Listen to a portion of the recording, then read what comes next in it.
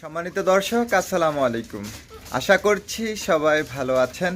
আলহামদুলিল্লাহ, আমিও ভালো আছি। আজকে আমি আপনাদের সাথে একটা গুরুত্বপূর্ণ বিষয় শেয়ার করব ইনশাআল্লাহ। আপনারা যারা দেশি মুরগির খামার রয়েছে, অর্থাৎ যে কোনো ধরনের মুরগির খামার রয়েছে, তাদের জন্য ভিডিওটা অনেক হেল্পফুল হবে। তো আপনারা ভিডিওটা দেখতে থাকুন, ইনশাআল্লাহ আপনারা উপকৃত হবেন, এটা অন্তত বলতে পারি। প্রিয় দর্শক, আমি এখন আমার পাহাড়ি একটা দেশি মুরগির খামারে আছি। আজকে আপনাদেরকে আমি প্র্যাকটিক্যাল দেখাবো ইনশাআল্লাহ, যে পাহাড়ি মুরগি কিভাবে আপনারা এই মোরগ থেকে ভালো পরিমাণ বীজ ডিম পাবেন। একটা কথা মনে রাখবেন প্রিয় দর্শক, একটা কথা অবশ্যই মনে রাখবেন, যদি আপনার খামার থেকে পর্যাপ্ত বীজ ডিম না বের করতে পারেন তাহলে আপনি লস খাবেন। এখন এই বীজ ডিম বের করতে আমরা যারা খাঁচা মুরগি পালন করি তাদের অনেক বড় একটা চ্যালেঞ্জ হয়ে পড়ে। তো আজকে আমি আপনাদেরকে বীজ ডিম কীভাবে বেশি পাবেন, মানে বীজ ডিম পেতে হলে আপনাকে কি কি কাজ করতে হবে, এটা নিয়ে একটা বিস্তারিত ধারণা দেওয়ার চেষ্টা করব ইনশাআল্লাহ। প্রিয় দর্শক, এইগুলো হচ্ছে আমার মোরগ, এগুলো হচ্ছে পাহাড়ি মোরগ। দেখেন, এই মোরগটা হচ্ছে লাইজা, যার কারণে তার বডি মোটা, লেজ ছোট। দেখেন, তো আমি যদি আপনাদেরকে বলি কি করবেন, দেখেন আমরা যারা মানুষ রয়েছি, দেখবেন আপনারা হয়তো বুঝতে পারবেন, অনেক ফ্যামিলি, অনেক টাকা পয়সার মালিক কিন্তু বাচ্চা হয় না। হয়তো মহিলার প্রবলেম থাকে অথবা পুরুষের প্রবলেম থাকে, যে কোনো একজনের প্রবলেম থাকে, যার কারণে কিন্তু তাদের বাচ্চা হয় না।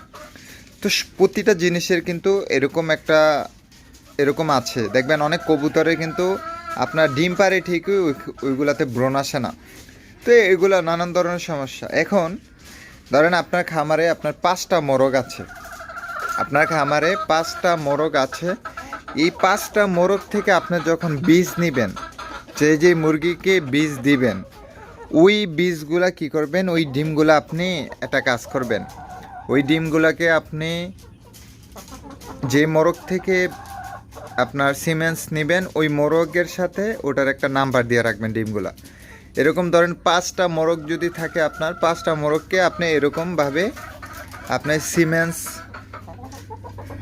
অর্থাৎ যেই ধরেন এই মোরগ থেকে আমি সিমেন্স নিলাম, সিমেন্স সংগ্রহ করে ধরেন একটা মুরগিকে দিলাম, ধরেন ওই মুরগিটাকে আমি দিলাম। তো ওই মুরগি যতগুলো ডিম পারবে ওইটার সাথে ওটার আপনার একটা চিহ্ন দিয়ে রাখবেন। যখন এগুলো ইনকিউবেটরে দিবেন, তখন আপনি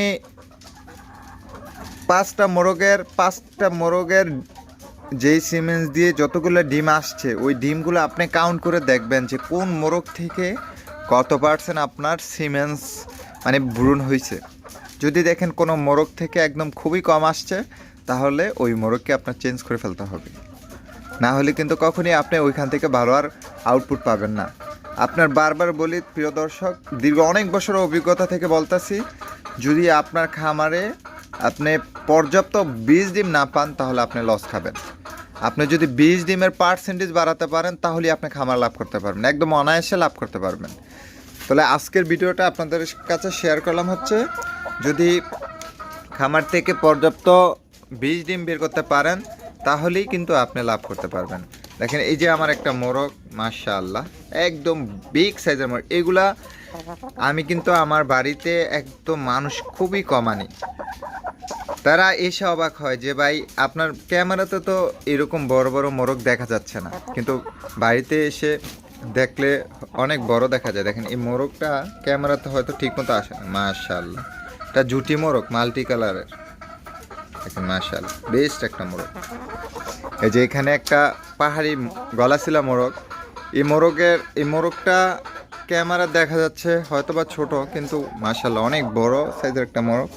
দেখেন, আমার মোরগের কালেকশন অনেক বড় বড় মোরগ। তো প্রিয় দর্শক, এটা হচ্ছে আমার একটা পাহাড়ি দেশি মুরগির খামার।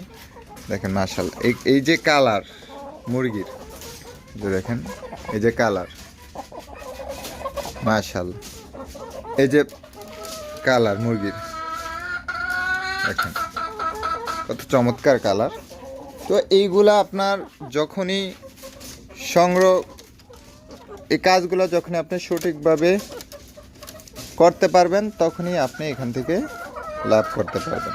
তাহলেই আপনি এখান থেকে লাভ করতে পারবেন, না হয় কখনই আপনি এই খামার থেকে লাভ করতে পারবেন না। তো প্রিয় দর্শক, আপনি কাজগুলো যদি সঠিক হয়, যদি আপনার কাজগুলো সুন্দর হয়, ইনশাআল্লাহ আপনি 100% এখান থেকে প্রফিট করতেই পারবেন। প্রফিট করতে হলে আপনার পর্যাপ্ত 20 ডিম বের করতে হবে, আর 20 ডিম হলে আপনার প্রফিট এমনিতেই আসবে। তো দর্শক, আজকের ভিডিওটা এই পর্যন্তই। সবাই ভালো থাকবেন, সুস্থ থাকবেন। আল্লাহ হাফেজ।